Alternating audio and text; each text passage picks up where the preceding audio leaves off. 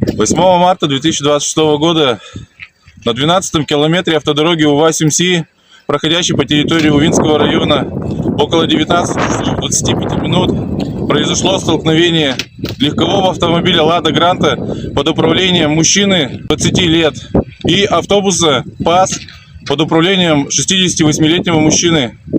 Автобус осуществлял перевозку пассажиров в количестве 7 человек, рабочих одного из местных увинских предприятий.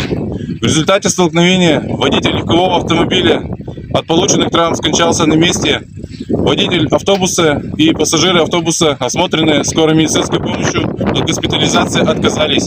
Причины и обстоятельства происшествия устанавливаются.